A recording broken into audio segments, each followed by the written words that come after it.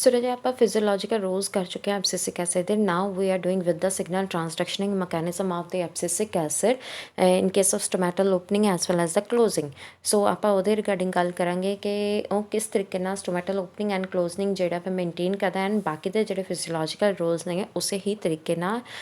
ਕਹਿ ਲਓ ਕਿ ਰੈਗੂਲੇਟ ਔਨ ਹੁੰਦੇ ਆ just like that of the opening and the closing.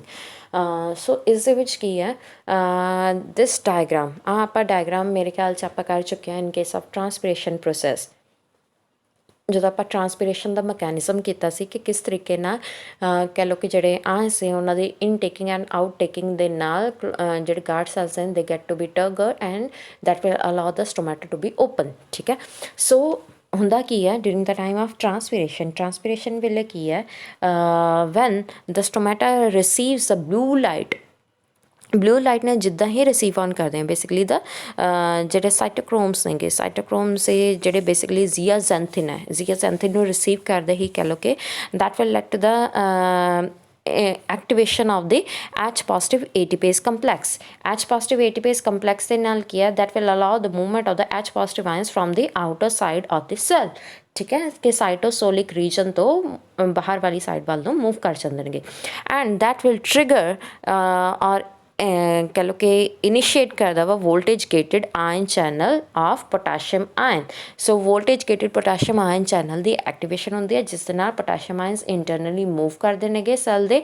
ਔਰ ਇਹਨੂੰ ਕਹਿ ਲਓ ਕਿ ਆਇਨਿਕ ਬੈਲੈਂਸ ਨੂੰ ਮੇਨਟੇਨ ਕਰਨ ਲਈ there is also the movement of the chloride ions to be taking on from the outer towards the inward side. ਠੀਕ ਹੈ. So after that increasing the osmotic concentration of the different ions that will lead to the generation of the water from the epidermal cells and the guard cells receives water from the epidermal cells that will lead to the turgidity increase in the turgidity of the guard cell and that will allow the stomata to be open. ਇਹ general ਜਿਹੜਾ mechanism ਆਪਾਂ ਉੱਥੇ ਕੀਤਾ ਸੀਗਾ. ਠੀਕ ਹੈ. ਟਰਾਂਸਪੀਰੇਸ਼ਨ ਵੇਲੇ ਹੁਣ ਕੀ ਹੈ ਕਿ ਜਦੋਂ ਐਬਸਿਸਿਕ ਐਸਿਡ ਰਿਸੀਵ ਕਰਦੇ ਆ ਹੀ ਗਾਰਡ ਸੈਲਸ ਇਹਦੇ ਜਿੱਦਾਂ ਹੀ ਕਹਿ ਲਓ ਕਿ ਕੰਟੈਕਟ ਦੇ ਵਿੱਚ ਆਉਂਦੇ ਨੇਗੇ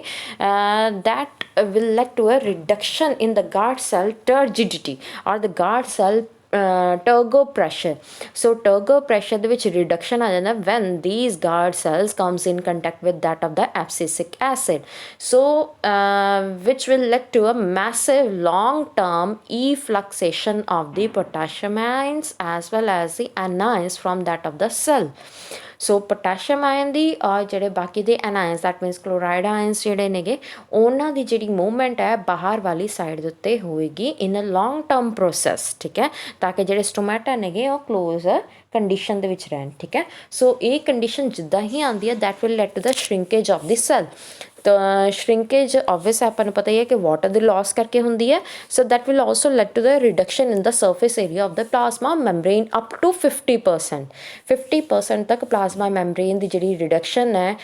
ਸਰਫੇਸ ਏਰੀਆ ਦੀ ਰਿਡਕਸ਼ਨ ਹੈ ਉਹ ਹੁੰਦੀ ਹੈ ਐਂਡ ਜਿੱਦਾਂ ਹੀ ਉਹ ਰਿਡਿਊਸ ਔਨ ਹੁੰਦੀ ਹੈ ਅਤੇ ਬਾਕੀ ਦੇ ਜਿਹੜਾ ਉਹਦਾ 50% ਹੈ that is taken up as a small vesicles by means of endocytosis. ਠੀਕ ਹੈ. ਐਂਡ ਇਸ ਦੇ ਨਾਲ ਕੀ ਹੈ ਕਿ ਜਿਹੜਾ ਫਸਟ ਚੇਂਜ ਆਉਂਦਾ ਵਾ ਗਾਰਡ ਸੈੱਲ ਦੇ ਵਿੱਚ when they are come in contact with that of abscisic acid they will lead to a depolarization of the plasma membrane. ਤਾਂ ਸਭ ਤੋਂ ਪਹਿਲਾਂ ਜਿਹੜਾ ਉਹਦੀ ਓਬਜ਼ਰਵੇਸ਼ਨ ਆਏਗੀ ਜੇ ਸਭ ਤੋਂ ਪਹਿਲਾਂ ਇਫੈਕਟ ਜਿਹੜਾ ਹੋਏਗਾ ਜਿੱਦਾਂ ਹੀ ਐਬਸਿਸਿਕ ਐਸਿਡ ਦੇ ਕੰਟੈਕਟ ਦੇ ਵਿੱਚ ਆਏਗੇ ਗਾਰਡ ਸੈਲਸ. ਸੋ ਗਾਰਡ ਸੈਲਸ ਦੇ ਜਿਹੜੇ ਕਹਿ ਲਓ ਕਿ ਡੀਪੋਲਰਾਈਜੇਸ਼ਨ ਜਿਹੜੀ ਆ ਉਹ ਟੇਕ ਪਲੇਸ ਹੋਏਗੀ. ਡੀਪੋਲਰਾਈਜੇਸ਼ਨ ਕਿੱਦਾਂ ਹੋਏਗੀ by means of net influx internal movement of the positive ions or the positive charge in the cytosolic region and that positive ion charges are the calcium ions. So calcium ions he inward uptaking होएगी from the outer side. ठीक है. So calcium ions ਜਿਹੜੇ ਨੇ internally move on करेंगे and by that increase in the concentration of the cytosolic calcium ions is to be induced by both plasma membrane channels ਦੇ channels ਦੇ through भी ਹੋ ਸਕਦੀ ਹੈ calcium ion the entry or plus there is also the releasement of the calcium ions into the cytosol from the internal compartments just like that of the central vacuole. ਜਿਹੜੇ vacuoles ਨੇਗੇ ਨੇ ਵੈਕਿਊਜ਼ ਸੋ ਵੀ ਕਹਿ ਲਓ ਕਿ ਕੈਲਸ਼ੀਅਮ ਆਇਨਸ ਦੀ ਜਿਹੜੀ movement ਹੈ ਉਹ ਹੋ ਸਕਦੀ ਹੈ ਜਾਂ ਆਪਾਂ ਕਹਿ ਲਈਏ ਕਿ ਜਿਹੜੇ ਆਹ ਚੈਨਲਸ ਨੇਗੇ ਜਿਹੜੇ ਪਹਿਲਾਂ ਹੀ ਪਲਾਜ਼ਮਾ ਮੈਂਬਰੇਨ ਦੇ ਉੱਤੇ ਪ੍ਰੈਜ਼ੈਂਟ ਨੇਗੇ ਇਹਦੀ ਐਕਟੀਵੇਸ਼ਨ ਦੇ ਥਰੂ ਕੈਲਸ਼ੀਅਮ ਆਇਨਸ ਜਿਹੜੇ ਆ ਇੰਟਰਨਲੀ ਮੂਵ ਔਨ ਕਰ ਸਕਦੇ ਆ ਸੋ these are the two things so second is this first is this so channel as well as vacuoles that will allow the movement of the calcium ions towards the inward side of the cell towards the cytosolic region of this cell ठीक है so ਜਿੱਦਾਂ ਹੀ ਇਹ move on ਕਰਦੇ ਆ plus ਇਸ ਦੇ ਨਾਲ ਕੀ ਹੈ ਕਿ ਜਿਹੜੀ ਇਹਨਾਂ ਦੀ ਇਨਫਲਕਸ ਹੈ ਉਹਦੀ ਸਟਿਮੂਲੇਸ਼ਨ ਜਿਹੜੀ ਹੁੰਦੀ ਹੈ that is occurs by means of the ROS pathway that is reactive oxygen species pathway so ROS pathway ਦੇ ਥਰੂ ਵੀ ਹੁੰਦੀ ਹੈ as well as IP3CAD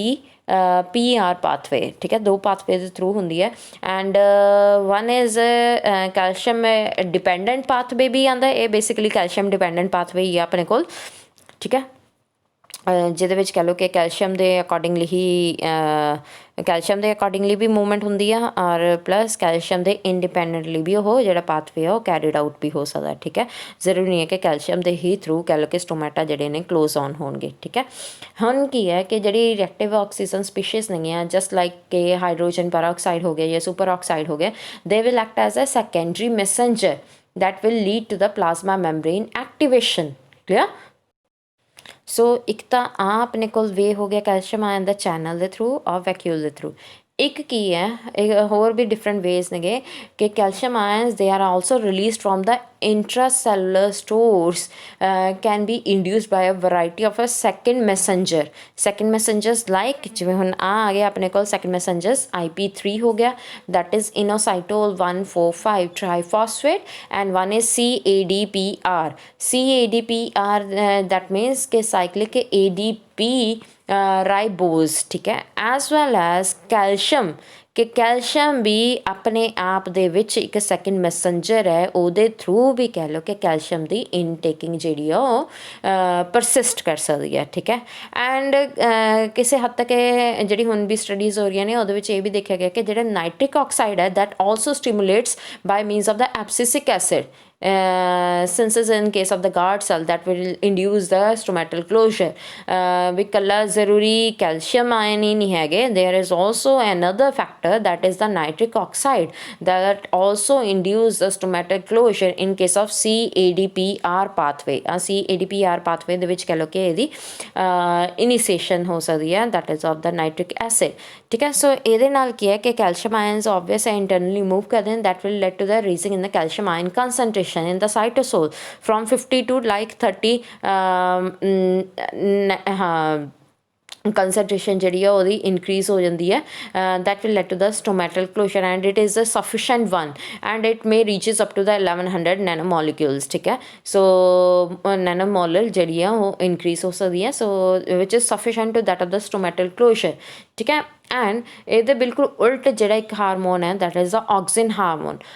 hormone ਕੀ ਕਰਦਾ that will induce the stomata to be open ਠੀਕ ਹੈ ਸੋ stomata ਉਹਦੇ ਨਾਲ open up ਹੋ ਸਕਦਾ but with that of the calcium ion that will induce the stomata to be closed ਠੀਕ ਹੈ ਐਂਡ ਜਿਹੜੀ ਰੈਪਿਡ ਡੀਪੋਲਰਾਈਜੇਸ਼ਨ ਹੈ that is also to be induced by the abscisic acid which is led to a long-term membrane depolarization in response to the abscisic acid. Depolarization ਜਿਹੜੀ trigger ਹੁੰਦੀ ਹੈ by means of two type of pathway. One is abscisic acid induced transient depolarization of plasma membrane that is coupled with that of the calcium ions cytosolic calcium ions ਦੇ ਨਾਲ ਕਹਿ ਲਓ ਕਿ interaction ਹੁੰਦੀ ਹੈ ਸੋ ਆਪਣੇ ਕੋਲ ਰਚੇ ਆ ਜਿਵੇਂ ਦੋ ਪਾਥਵੇ ਨੇਗੇ one is ROS pathway and one is IP3 CADPR pathway so ਇਹਦੇ ਵਿੱਚ ਕੀ ਹੈ ਕਿ ਜਿੱਦਾਂ ਹੀ ਐਬਸਿਸਿਕ ਐਸਿਡ ਜਿਹੜਾ ਆਪਣੇ ਰਿਸੈਪਟਰ ਦੇ ਨਾਲ ਬਾਈਂਡ ਅਪ ਕਰਦਾ ਵਾ ਸੋ ਬਾਈਂਡਿੰਗ ਹੋਣ ਦੇ ਨਾਲ that will induce the formation of ਦੀ ਰੋਸ ਸਪੀਸ਼ੀਜ਼ ਸੋ ਰੋਸ ਸਪੀਸ਼ੀਜ਼ ਦੀ ਕਹਿ ਲਓ ਕਿ ਫਾਰਮੇਸ਼ਨ ਕਰਦਾ that will further activates the plasma membrane calcium ion channels so ਇਹ ਕੈਲਸ਼ੀਅਮ ਆਇਨ ਚੈਨਲਸ ਜਿਹੜੇ internally move ਕਰ ਦੇਣਗੇ ਠੀਕ ਹੈ and also abscisic acid increases the level of cyclic CADP ribose as well as the IP3, which also activate additional calcium channel on the tonoplast. ਆ ਟੋਨੋਪਲਾਸਟ ਉੱਤੇ ਆ ਜਿਵੇਂ ਲਾਈਕ IP3 ਔਰ CADPR ਪਾਥਵੇ ਦੀ ਆਪਾਂ ਗੱਲ ਕਰ ਰਹੇ ਹਾਂ ਕਿ ਸੇਮ ਉਸਦੇ ਵਿੱਚ ਵੀ ਇੱਦਾਂ ਹੀ ਬਾਈਂਡਿੰਗ ਟੇਕ ਪਲੇਸ ਹੁੰਦੀ ਹੈ। ਉਹਦੇ ਵਿੱਚ ਕੀ ਹੈ ਕਿ ਸੈਕਿੰਡ ਮੈਸੇਂਜਰ ਦੀ ਐਕਟੀਵੇਸ਼ਨ ਹੁੰਦੀ that is the IP3 as well as the CADPR। ਉਹ ਕੀ ਕਰ ਦੇਣਗੇ, ਉਹ ਟੋਨੋਪਲਾਸਟ ਵਾਲੇ ਜਿਹੜੇ ਕੈਲਸ਼ੀਅਮ ਆਇਨ ਚੈਨਲ ਲੱਗੇ ਉਸਦੀ ਐਕਟੀਵੇਸ਼ਨ ਕਰ ਦਿੰਦੇ। That means the central vacuole ਵਾਲੇ ਜਿਹੜੀ ਉਹਦੀ ਐਕਟੀਵੇਸ਼ਨ ਕਰ ਦਿੰਦੇ ਆ, ਠੀਕ ਹੈ। And this influx of calcium ion initiates the intracellular calcium and promotes a further release of the calcium from that of the vacuoles. So ਇਹਦੇ ਨਾਲ ਇੱਕ ਤਾਂ ਆ ਚੈਨਲ ਦੇ ਥਰੂ ਕੈਲਸ਼ੀਅਮ ਆਇਨ ਆਈ ਜਾ ਰਹੇ ਨੇਗੇ ਇੰਟਰਨਲੀ, ਠੀਕ ਹੈ, ਔਰ ਪਲੱਸ ਇਸ ਦੇ ਨਾਲ ਜਿਹੜਾ ਵੈਕਿਊਲ ਹੈ that also producing the calcium ion, ਠੀਕ ਹੈ। ਇਹ ਕੈਲਸ਼ੀਅਮ ਆਇਨ ਇਸ ਤਰੀਕੇ ਨਾਲ ਪ੍ਰੋਡਿਊਸ ਕਰੀ ਜਾ ਰਹੇ ਨੇ ਜਿਹਦੇ ਨਾਲ ਕਿ ਇਹਦੀ ਇੰਟਰਨਲ ਕੰਸਨਟ੍ਰੇਸ਼ਨ ਕੀ ਆ ਹਾਈ ਹੋਈ ਜਾ ਰਹੀ ਹੈ, ਠੀਕ ਹੈ। And this rise in intracellular calcium ion will blocks the, ਹੁਣ ਜਿਹੜਾ ਆ IP3 ਦੇ ਵਿੱਚ ਕੀ ਹੈ that will block the H positive ATPase complex। H positive ATPase complex ਨੂੰ ਜਿਹੜਾ ਵਾ ਬਲੌਕ H positive ਆ ਗਿਆ, that will block the potassium ions here, sorry I have gone through with this ਆ ਦੱਸਣਾ ਰਹਿ ਗਿਆ ਸੀਗਾ ਕਿ ਪੋਟਾਸ਼ੀਅਮ ਆਇਨ ਜਿਹੜੇ ਚੈਨਲ ਨੇਗੇ ਉਹਦੀ ਕਹਿ ਲਓ ਕਿ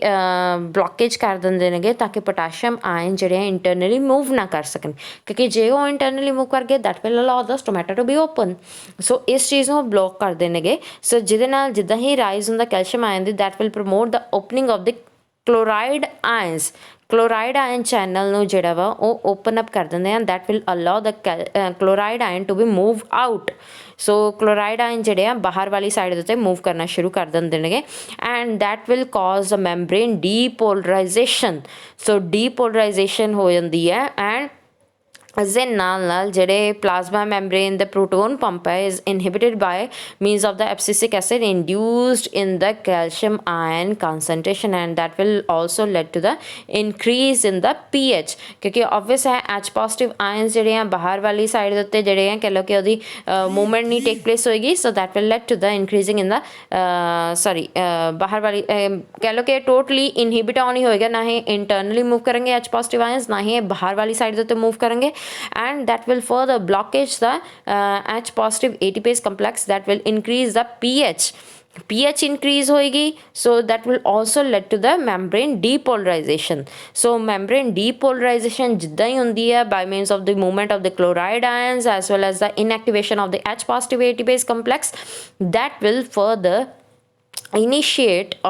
the potassium ions to move out of this cell। so potassium ion ਜਿਹੜੇ channels ਨੇਗੇ ਉਹਨਾਂ ਦੀ ਐਕਟੀਵੇਸ਼ਨ ਹੋਏਗੀ ਕਿ ਉਹ ਬਾਹਰ ਵਾਲੀ ਸਾਈਡ ਦੇ ਉੱਤੇ ਮੂਵ ਕਰਨਾ ਸ਼ੁਰੂ ਕਰ ਦੇਣ, ਠੀਕ ਹੈ। ਸੋ ਜਿਸ ਦੇ ਨਾਲ ਮੈਂਬਰੇਨ ਡੀਪੋਲਰਾਈਜੇਸ਼ਨ ਦੇ ਥਰੂ ਇਹ ਐਕਟੀਵੇਸ਼ਨ ਟੇਕ ਪਲੇਸ ਹੋਏਗੀ ਐਂਡ